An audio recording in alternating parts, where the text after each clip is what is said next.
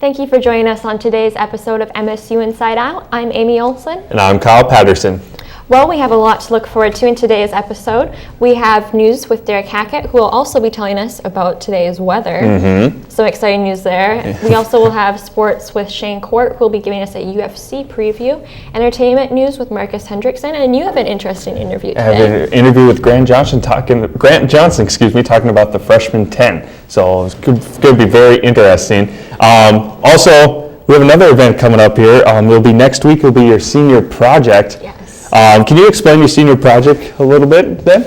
Sure. Well, I'm a double major, Spanish and public relations. So for my senior project, I wanted to combine the two things. So as part of the international film series, I translated and subtitled the film Señorita Extraviada for the final film in this series. Okay, and then this is something I've never heard of before, but how prevalent is this problem?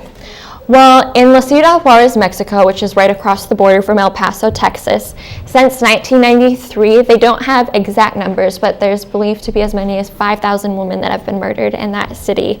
And it's something that not a lot of people know about, and it's a problem that unfortunately not much is being done to stop it. Okay, and then when can people come and see this? Because it's next weekend. Where is it at? Right, it's going to be at Alshire Theater at 7:30 p.m.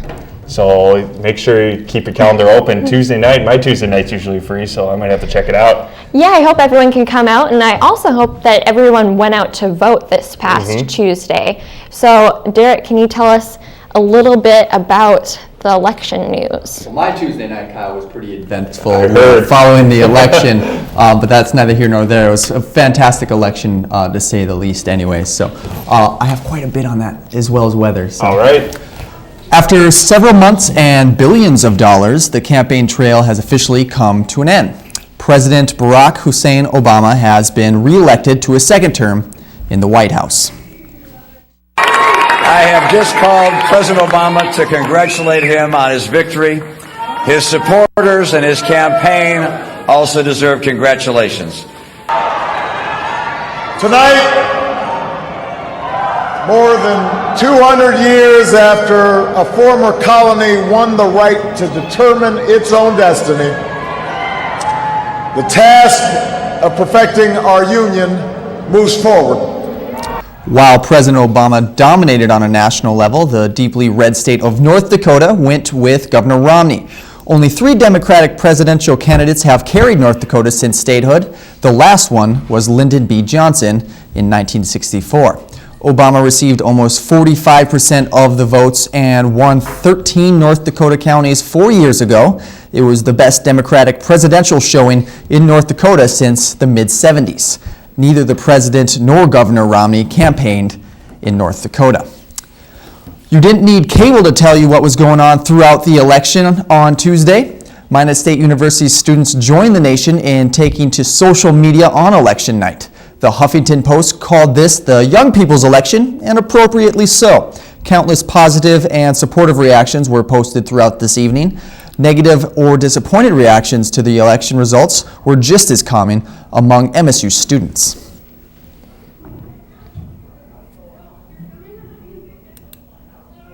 So we saw a huge explosion of tweets when the network started to call for Barack Obama. You saw almost 8 times the number of tweets, almost 372,000. For North Dakota, this applied also to the local Senate race, and one social media site set a new record.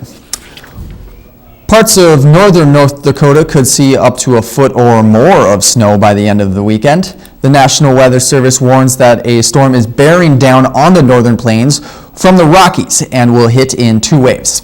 The first wave is expected to hit northwest North Dakota and Central North Dakota tonight and continue on to Friday. The second wave is expected to hit Friday through Sunday morning and is forecasted to dump even more snow than the first stage. MSU Notified will update you as how the blizzard will affect MSU students. KMSU auction is just weeks away, and our usual auction in action is ready to go. With this week's story, we have Guerrilla Games. Here's Thomas Sallery. Yeah, we're real excited to donate for this auction again this year. We donated a bunch of birthday party packages to our awesome game room in the back of our store. It's 14 high-definition TVs, all dialed in with Xbox 360s. Kids get to pick out all the games they want for their party, and it's real easy for parents, low maintenance for parents, and high-caliber fun for kids. It's a real excellent time. Get the best service here. Our guys know what they're talking about, and at the end of the day, we really just want to get you out of our store with everything that you want and that you need, not more than what you want. We have birthday parties here. You can trade in your old games. We'll give you the best value on that, and it's really a unique offering that takes us beyond your average game store. There's a lot of really unique collectibles with the arcade and the great service here. You get a lot of what you will not find elsewhere. To donate with local charities. Of course, us being a local business, it's very important to support all the local charities here in Minot. Last year for flood relief, and now this year to benefit the zoo. My kids and I miss it. We're excited to get back there and help out. Well, Kyle, auction's coming around, and it will be here shortly. Yep. So are you ready? I'm unfortunately ready. It's going to be a long night. It will be. All right, thank you, Derek. See you soon in the cast. All right, I'm here today with Grant Johnson, excuse me. I can't say your name today. The Minot State Theater Department has been busy this semester, and they still have more events coming up before winter break.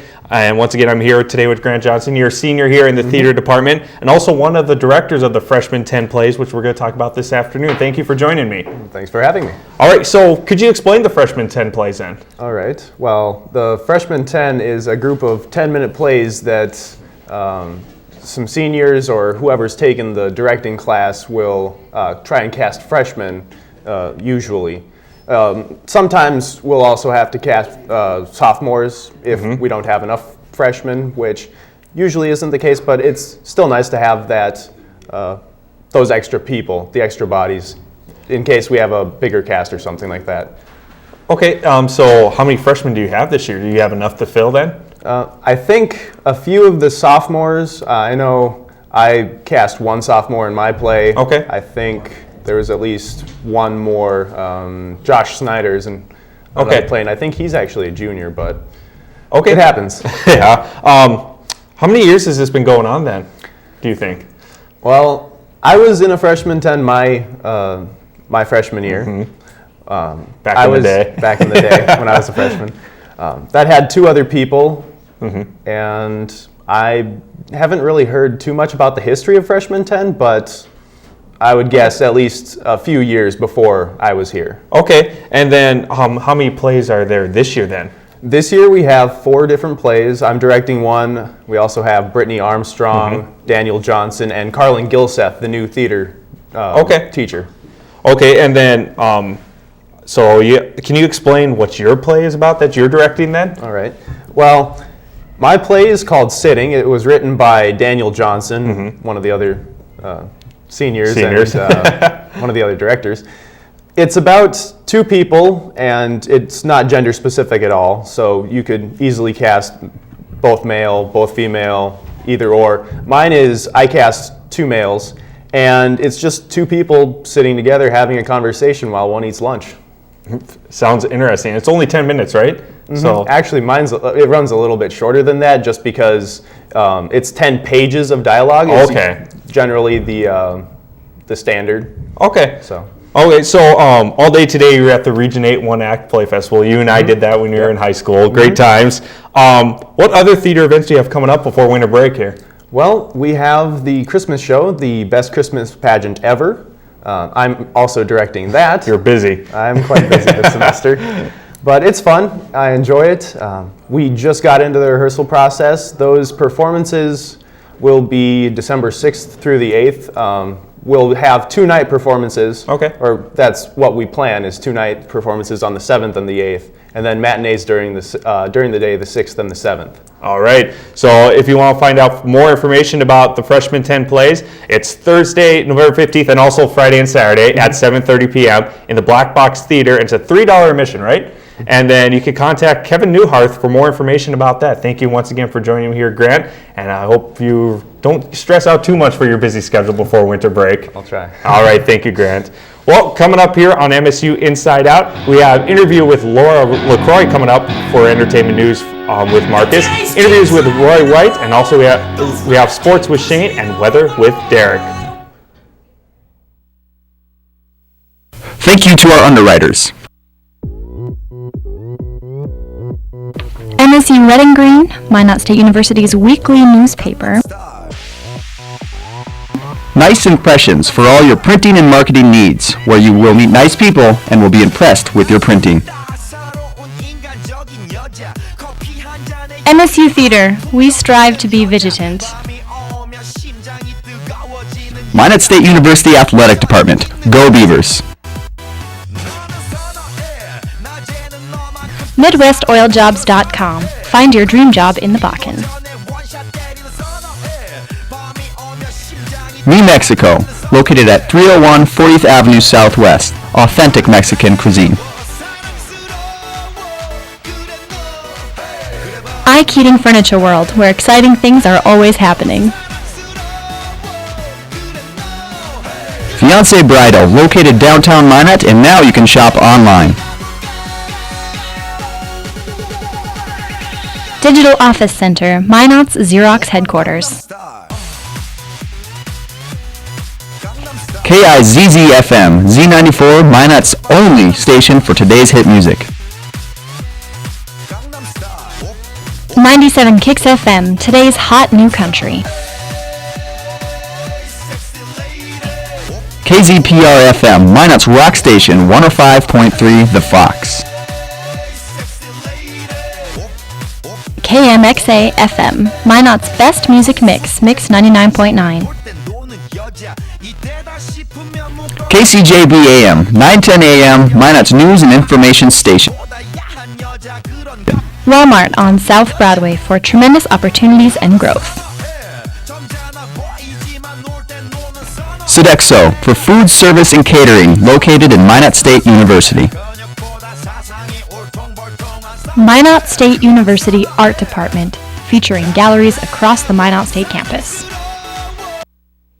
We are back here on MSU Inside Out, and we have, we're going to talk about, places around in Minot. They're kind of hard to find places for college students, but I heard resident halls, they have not that big of a problem, right, Amy? That's right. Telling us a little bit more about residence life, we have Marcus Hendrickson, who's going to be speaking with us to Laura LaCroix, who is the RHD at Crane Hall. Marcus?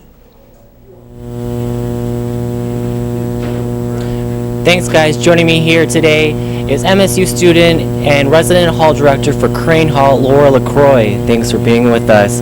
Now, being an RHD must come with a lot of responsibilities. Talk to us a little bit about what you do in your duties. I do a lot of things with the RAs and the resident hall, just trying to make sure everyone kind of has a feel of home is a big one. Also making sure that the RAs get their door decks, bulletin boards, and programming done each month is important too. And talk to housing every day. Now, what got you involved in on-campus life? Were you an RA first, and did you just kind of move up the ranks? Originally, a few of my freshmen, when I was a freshman, my RAs actually encouraged me to apply, and I was an RA for 2 years before I was an RHD this year, and I've just loved it ever since. Now, talk to us a little bit about Crane Hall in particular. What is some advantages in living in Crane Hall? Well, besides the fact that you get to be the upperclassmen hall, it has really nice facilities. It has nice common room areas, and we've definitely been utilizing it this year. We have about 10 to 15 people down on average on the lobby floor, which is huge for any hall, but I love the fact that we have a lot of residents hanging out, and it's a really nice hall. It's been updated. So having years of experience now living on campus, talk to us a little bit why you feel it's important for students to live on campus. I think it's really important for students to live on campus. One, we live in North Dakota, so the weather is never really all that helpful. Two, it's cheaper, but most of all, it helps you build a sense of community and just meet different people from different perspectives and views, and it's just a lot of fun. Now, one of the reasons why there isn't a lot of students who live on campus is because there is such a shortage of campus space on campus. Do you feel that Minot State needs to do more to get students to live on campus, either by building another dorm or improving the dorms that they already have? For the halls that we have, I think we have decent facilities, but right now it's just a matter of getting the funding to build additions, and I know we built apartments, suites, and all that other good stuff, so I'm hoping there's more to come. And definitely being on campus and being in the residence halls, do you see a lot of students slipping up and making infractions, especially in Crane Hall? No, I have a pretty good set this year. I'm pretty proud of them. Have you in the past had experienced anything where either you called the police or it had to be a little bit more forceful than you would like? Actually, it's pretty easy for the most part. I take the stance of, you know the rules, you know the policies, and if you mess up, you mess up, and that's all there is to it. I've had a couple of incidences, but never anything super huge. And what would you say to students who are thinking about or wanting to get involved in being either an RA and RHD? What do you say to encourage them to go forward with those plans? I say it's a great experience for people just in general. It's definitely made me a much more open person and more just confident in who I am, and it's a great training for human service centers and stuff like that, and just anything that deals with people is a great experience. So you really appreciate that you did go ahead and become one of those? Oh, I love it. Well, thank you so much for being with us today, and we hope that students who are interested in being an RHD or an RA can go to the campus website and go under Residence Life and Housing to find out more. I'd like to thank Laura for being with us today. Now let's head back to the studio with Amy. Thank you, Marcus. I'm here today with Roy White, one of the coordinators of the upcoming event Beavertown Get Down, which is going to be taking place on December 6th. From 9 to 10:30 p.m. at the Vegas. Roy, can you tell us what we can expect from this event? Well, this event is basically a dance that we're putting on. It's for 18 to however old you want to be to go to this dance. We have a DJ, and it's going to be a fun time, I think, and all our proceeds are going to the zoo. Well, that's a really good cause. What made you decide to choose the zoo as the recipient of the proceeds? We decided to go with the zoo because around the time when we started, there was a lot of people talking about the zoo, and there's over the summer, a lot of people have donated towards the zoo, and we just don't want the zoo to be forgotten, and we want it to get back on track as soon as possible. I know that the zoo was one of the many Minot places that was affected by the flood last summer. Can you elaborate on how this proceeds from this event will help them rebuild from the flood? What the proceeds will go to now is basically they need a lot more professionals to come in, like electricians and plumbers and those sorts of things, because a lot of the volunteers have come in and cleaned up the place and painted it, but now they need the actual people who know what they're doing to come in and fix things so that they can get the animals back there. Well, last year we had a different Beavertown Get Down event that benefited the Pangea House, another Minot organization, and as someone that went to that event, I can say it was a really good time, so hopefully some people will come out and support the good cause. That's the hope. All right, well, something else going on in Minot was the soccer team's success this year in the Northern Sun Conference. They finished this season as champions. And what can we expect from them at Nationals, Shane? I don't know. It's a good question. They're a very good team. Beat the #1 team in the nation, then beat the #2. I shouldn't say in the nation. Actually, yeah, in the nation. Then beat #2 in the Central Region, Winona State. And Zoe Fisher had a really big tournament, which I'll get into. It didn't take long for Minot State's soccer team to make its mark in the Northern Sun Conference. The Lays knocked off its second higher-ranked opponent in as many games, defeating #2 seed Winona State 1-0 in the NSIC Women's Soccer Tournament Championship. The tournament victory gives Minot State an automatic berth into the NCAA Division II Women's Soccer National Tourney. It was a tough road for the ladies as they beat U of Mary 2-1 on Wednesday, then took on the #1 seed Minnesota State Mankato. The Beavers were outshot 35-3 in that game, but were victorious after beating the Mavericks 3-2 in a shootout. The finals of the tournament came against Winona State as Zoe Fisher scored the game-winning goal in the 68th minute to give the Beavers the championship. Fisher finished off the tournament with 2 goals, 1 assist, and 8 shots on goal, which helped her to win the most valuable player of the tournament. The ladies' first opponent in the national tourney is not an easy one, as they will face the 19-0 Southwest Oklahoma State. The game will take place at Central Missouri in Warrensburg, Missouri. Game time for that is 1 o'clock. It was a night to forget for the Minot State football team as they lost 57-10 against St. Cloud State in their last home game of the season.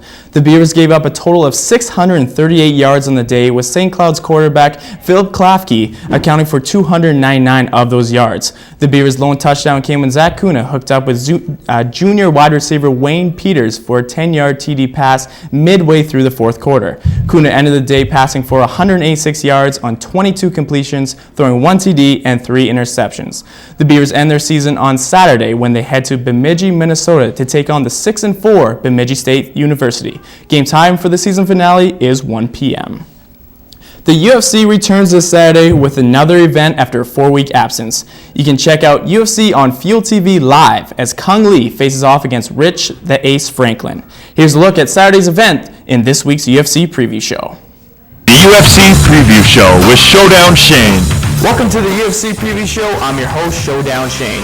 UFC on Fuel TV 6 goes down in Macau, China, with your main event of the evening featuring Rich Ace Franklin versus Kung Lee. It will be the first ever UFC event in China.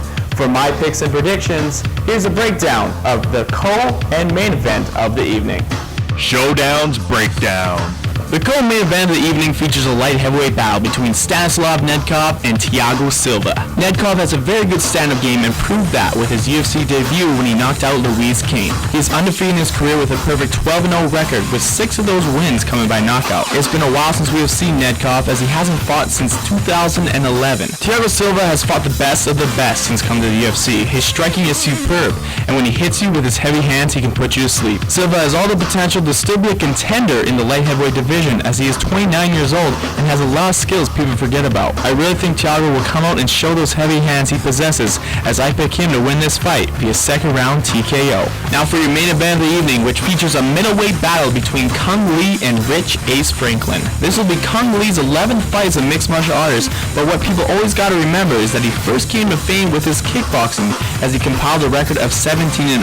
Obviously coming in this fight, he will try and use his kickboxing to his advantage, as he did against Patrick Cote in his last fight. Rich Franklin is a UFC vet that has fought the top fighters each time he steps in the octagon. If there's one thing that you can guarantee, is that Franklin will always put everything he's got into every fight. Coming off his hard-fought battle against Vanderlei Silva, he showed his ability to take a shot and keep coming. In my opinion, I think Franklin will control the action in this fight and will not get beat by Lee's leg kicks. My pick is Rich Franklin to beat Kung Lee via unanimous decision. To round out my picks for the rest of the main card, I have Paulo Thiago beating Dong Young Kim via unanimous decision, Mac Danzig grinding out a 3-round decision against Takanori Gomi, Motonobu Tezuka beating Alex Caceres via second round submission, and Taekwon Zhang beating John Tuck via unanimous decision. Here's a look at my picks and predictions for UFC on Field TV 6. Don't forget to check out this card at 10 p.m. Eastern, 7 p.m. Pacific on Field TV. Thanks for next time on the UFC Preview Show. Live on Fuel TV starting at 8 a.m. due to the show being in China, or you can watch the replay starting at 9 p.m. So as I forgot to mention, 2 of our girls in the back, Director Lauren and Franny, game on Tuesday, Jamestown. And right after this show, Beaver Chat with Nathan Bartz. So lots of stuff going on yet. Lots of stuff, yeah. All right, thank you, Shane. Thank you, guys. Well, Amy, you know, we got this snowstorm coming, I heard, and it's perfect snowboarding weather, but what are you going to do this weekend when you're stuck inside? You know, I think that a snow day is a perfect excuse to just hang out and stay inside and watch movies.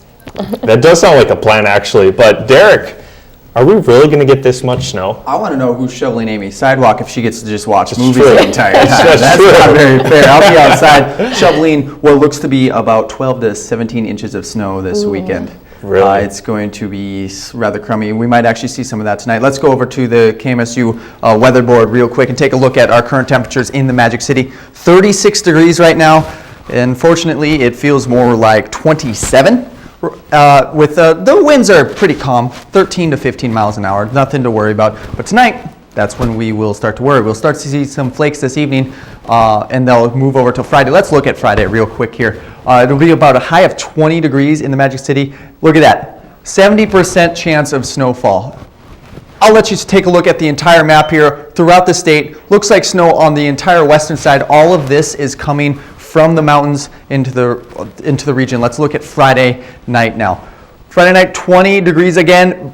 Chance of snow, 90%. It's no longer if we get snow, it's how much. Friday evening, we're looking at 3 to 5 inches of rain. As we look at Saturday, however, Saturday, more snow is in our forecast, 90% chance with a high of 24, a low of 11. It's going to be windy. This is when we're going to see some blizzardy conditions. The wind will blow all the snow that we got on Friday. Plus, we're looking at 9 to 12 more inches of snow in the Minot area, accumulating over to 12 to 17 inches of snow on Saturday, and it's going to be gusts up to 30 miles an hour, so the wind will be blowing that snow around. So be very, very careful when you travel. As we look towards Saturday night now, we're going to hit a low of 11. We're getting down to the single digits. It's looking close to that, but not quite. As we look at Bismarck, 30% chance of snow in Bismarck, a high of 15 on Saturday night. Grand Forks will start to see their snow over there, 50% chance. That's when the storm will start making its way from the western side to the eastern side of the state. They'll start to see low temperatures, windy conditions, and plenty of wintry precipitation. And we look on the western side, we're still going to get some snow here, 70% chance in Williston. Let's look at Sunday now. It'll calm down a little bit. Sunday here, as soon as we take a look at Sunday, it's a high of 16, a low, you guys, 1 degree on Sunday. That's terrible, but the snow will stop falling as we look towards Sunday night now. Sunday night, we're looking at a low of 1, 20% chance of snow. It'll start to slow down again. But let's look at our extended forecast. On Monday, it's going to be chilly, but the snow will stop. 15 degrees, mostly sunny, some few clouds, but that's not necessarily good in this region because the clouds keep it in. On Tuesday, 23, and on Wednesday, cloudy, so the temperature will rise to 27. So I hope you guys are ready for winter. It's here. Do you snowboard? Absolutely. You want to go? Yes. You want to come with? You're driving. I got pickup. You can do that. Well, now we all have plans for this weekend. Thanks, Derek. Thank you. Well, coming up also this week on campus, we are going to have the International Education Week, which we can all look forward to. And then next week, we also have Native American Cultural Awareness Week, and I heard there's Indian tacos. Ooh, yes, one of my favorites. And I know that there's also a 50-cent off coupon in the MSU paper. Yep. And then there's a comedian next week also on Wednesday night at 9 p.m. in the Beaver Dam. And don't forget, there's no school on Monday, right? Yes, and a great way to celebrate No School on Monday is with this week's Song of the Week, Busy Being Born by Middle Class Rhett. Thanks for joining us.